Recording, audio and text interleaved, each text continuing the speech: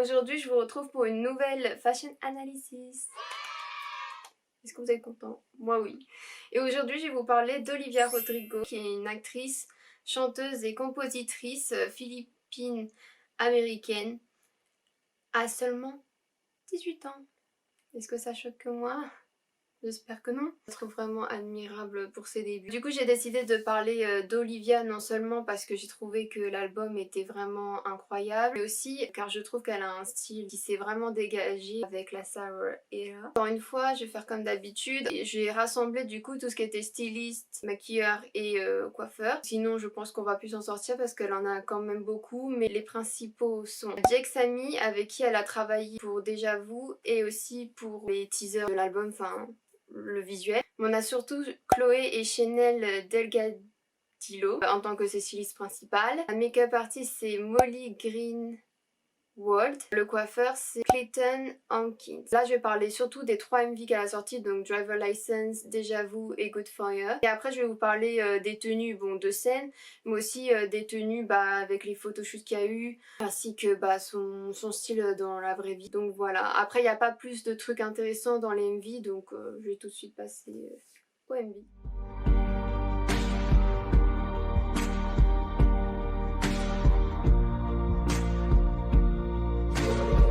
Personne n'a pas pu passer à côté du phénomène Driver License. Le clip est sorti le 8 janvier 2021. J'ai pas beaucoup de choses à dire par rapport à la tenue parce que c'est quand même une tenue assez simple. Je trouve qu'on retrouve beaucoup d'inspiration assez 90-2000 et vous allez voir que ça fait partie de son style en soi. On retrouve aussi un côté vintage avec les voitures. Et aussi on va retrouver plusieurs fois dans chacun de ses clips comme des écrans. Là c'est plus des écrans en mode driving. Vous savez, les cinémas plein air. On dirait vraiment cela.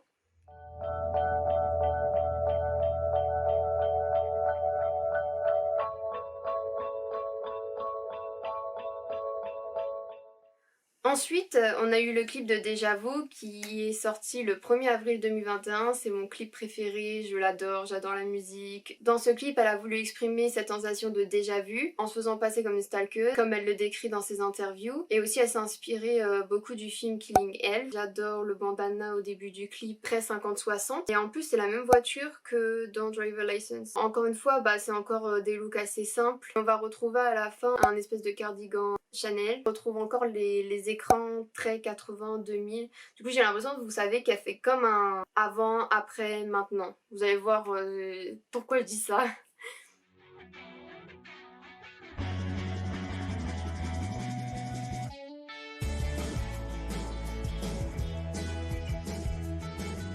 Et ensuite, le dernier clip qui est sorti, c'est Good For You, le 14 mai 2021. Le MV il a été produit par Pietra Collins, qui est une de mes favorites déjà photographes. J'aimerais trop travailler avec elle, genre je l'adore, vraiment, je la trouve vraiment très admiratrice de son travail. Déjà, elle avait travaillé pour Selena Gomez pour le clip de Fétiche, que j'avais vraiment adoré. Elle avait fait beaucoup de photoshoots avec Alexa Demi, aussi avec Blackpink il y a pas longtemps aussi pour un Vogue. Bref, on a une très grande influence 90, on va retrouver le cliché de la teenager culte 90 féministe dans film d'horreur, comme elle le dirait. Aussi on a adolescente assez clueless. Comment dire, Clueless c'est quand même un...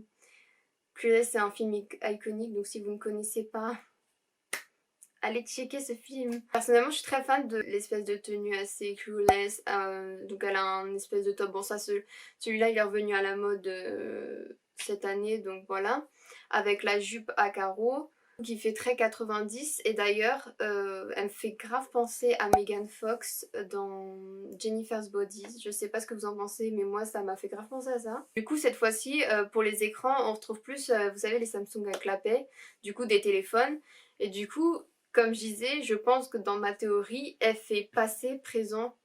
non.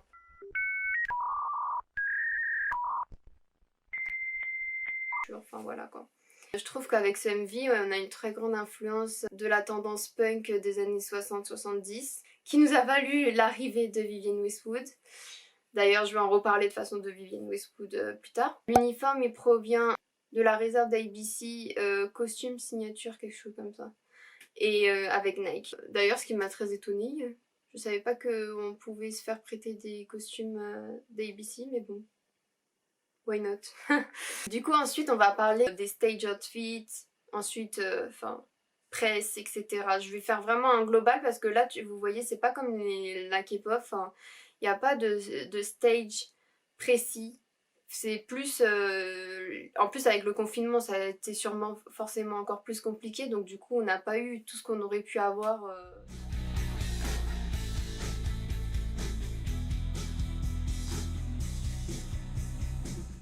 Je vais juste vite fait zapper sur une tenue que j'ai pas... Comment dire? J'ai pas kiffé de ouf. Clairement pas. Du coup c'était la tenue des Brit Awards. Pour le red carpet, je n'ai aucun commentaire. En plus, les deux tenues qu'elle a présentées, donc il y a celle-ci et il y a aussi la rouge. Encore que la rouge, je la trouve assez jolie, même si j'ai pas trop compris pourquoi on avait pris cette tenue-là et pourquoi on n'aurait pas pris. Mais je la trouve quand même jolie. Mais celle du red carpet, j'ai pas compris. Enfin, je trouve qu'avec toutes les qu'elle a pu faire, je trouve qu'on aurait pu faire mieux, surtout que chez Dior, il y a des pièces iconiques qui font assez punk grunge. Je vais essayer de mettre celle que j'avais vue, qu'aurait pu encore mieux faire, je pense. Par exemple, on avait la tenue de Jisoo, j'aurais grave trop bien vu dessus. Je suis mais dégoûtée. Bref. Maintenant qu'on est passé à dire ce qu'on n'aimait pas, on va passer à dire ce que moi j'ai aimé. Je trouve qu'elle a un look très tourné 90-2000 avec des grandes influences des années 60 et 70. Du côté du mouvement punk grunge que Vivienne Westwood elle a réussi à controverser à la mode Jolie Madame. Donc quand je vous dis la mode Jolie Madame, c'est si vous vous souvenez de la première vidéo du coup sur Unchiponia de Chocomi. Au début vous avez les robes droites. Donc il y avait cette mode là et il y avait en parallèle la mode grunge punk. D'ailleurs pour la performance SNL de Good For You, on a eu un set Vivienne Westwood que je vais vous mettre quelque part ici. SNL, on a aussi eu cette robe Prada vintage que j'adore. D'ailleurs il y en a une similaire que je vous montrerai à la fin. Et aussi pour MTV, on a eu une tenue assez hippie, grunge. Ces deux tenues c'était pour des performances de Déjà Vu. Je vais vous parler de tout ce qui est shooting photo, presse, album, etc. Comme je disais, du coup on va retrouver vraiment un style assez pop grunge qui se définit du coup par beaucoup de carreaux, des ensembles dépareillés, des tops à messages, des robes façon tie and dye et les mini-jupes. Cette tenue par exemple elle me fait grave penser à ce qu'aurait pu porter la version de Miley dans Hannah Montana. Je sais pas ce que vous en pensez, mais l'espèce de veste en jean pour l'album de Sour. On a eu ces deux tenues assez mignonnes, avec une tenue avec ce mélange un peu grunge qui me fait penser grave à Mercredi dans la famille Adams.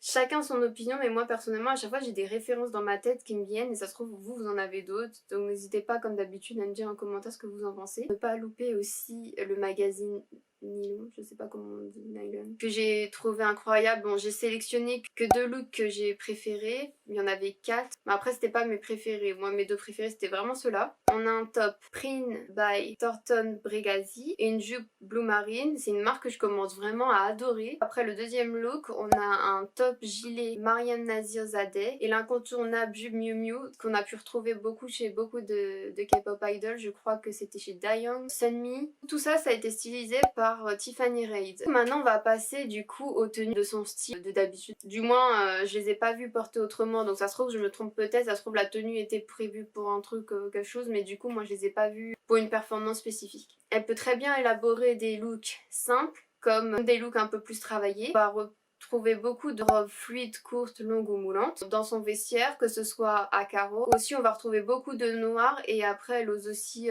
quand même des couleurs. Elle porte aussi beaucoup de bottes compensées. Je pense aux plateformes Marc Jacobs et aussi récemment les bottes de chez Nike Wolf que beaucoup ont aimé. Beaucoup d'influences des années 90 voire 2000. Par exemple 90 avec un haut transparent avec une robe par-dessus imprimée fluide ou satin. Ou aussi on a les robes accompagnées de cardigans ou avec un blazer. On a aussi les pantalons soit à carreaux, soit comme dépareillés. On a aussi les t-shirts oversize à message. Sans oublier cette robe incroyable de chez Ashley Williams London. Pour finir, on a le Sour Prom. On a 3 tenues. Dans les teasers, on a eu une robe très rose pétante avec des traces et des chaussures très très punk. Handmade par Kate Broad.